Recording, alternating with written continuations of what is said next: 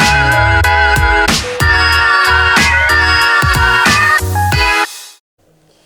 everybody, welcome to another episode of Nakia Speaks. Today I have my handsome husband, Andrew Cole, with me.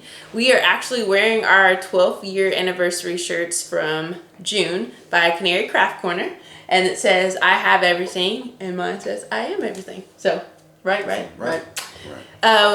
Like I said, we've been married for 12 years. In today's episode, we wanted to talk about Andrew's experience kind of going from the majority to the minority. As some of you may or may not know, Andrew is not from here. He is from the beautiful island of... Jamaica. Yeah, Mom. So he's been here 12 years, and it was a big adjustment going from a country where he was the majority to the country where he was the minority. So, babe, do you want to talk about maybe your first encounter of racial profiling that you had when you came here? Absolutely, sure. Before I started, I have a speech impediment, so I do stutter a bit.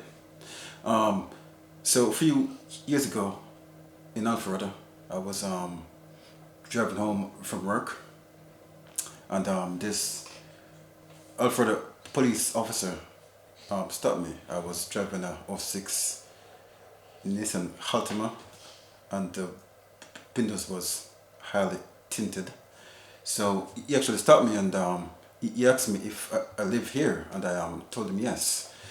So he asked me for my driver's license. I gave it to him, and he asked me if I have any guns or drugs and so forth. I told him no, and he asked me to step out the car for a search, and I said, yes, sir, go ahead and search it.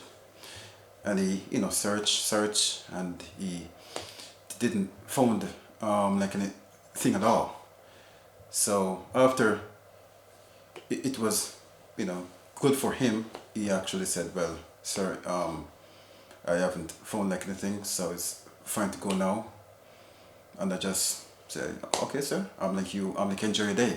And afterwards, he left. So. Yeah.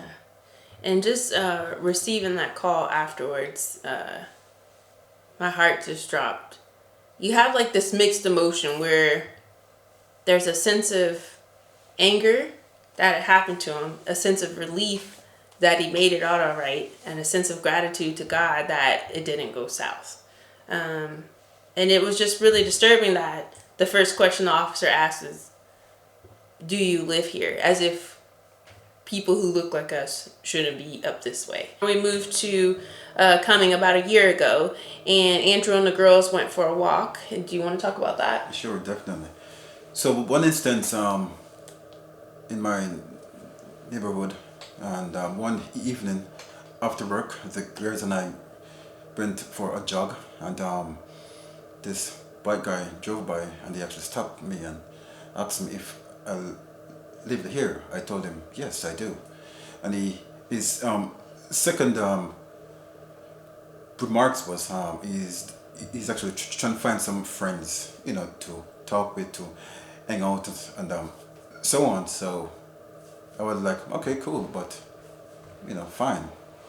So that is also another strange incident I encountered with. Yeah, and mind you, this happened right around the time of Ahmaud Arbery. So, of course, when he called me with this story, again, a lot of emotions. And maybe that gentleman really did want a friend. However, you guys didn't exchange contact information, right? No. So it was one of those instances where if you generally wanted a friend and you're stopping me to ask me if I live here, why not ask me for my name and number so we can connect, so we can be friends? And it's not a crime to ask someone, do you live here? But as a minority in the majority neighborhood, it does make us feel some type of way. Like, are you asking us that because you feel like we don't belong? Are you asking us that because you've never seen us before? And we have to take it as an overall. Of course, we're not going to just straight out the gate, you ask us that question, oh my gosh, this is racism. But when you say something like, hey, we want to be friends, and you're not asking for contact information, you're not asking for a phone number, it can seem kind of strange. So those are just a few of the instances of things we've learned and encountered together. There's more that we'll share as our journey goes along, but just the hello, welcome to America from Jamaica was definitely an eye-opening experience and continues to be. I mean, this past year we've participated in maybe 2 or 3 protest walks around the Black Lives Matter movement.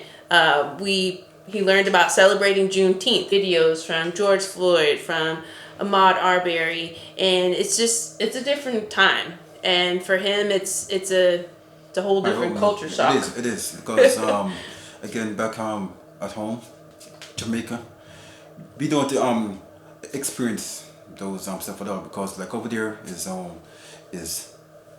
only black people, few Chinese, but again we are The majority. absolutely Yeah.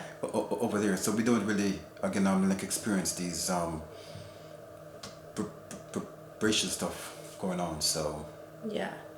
Yeah. And again, thank you so much just for tuning in today and for listening to some of our story. And we will be back with more. Until next time.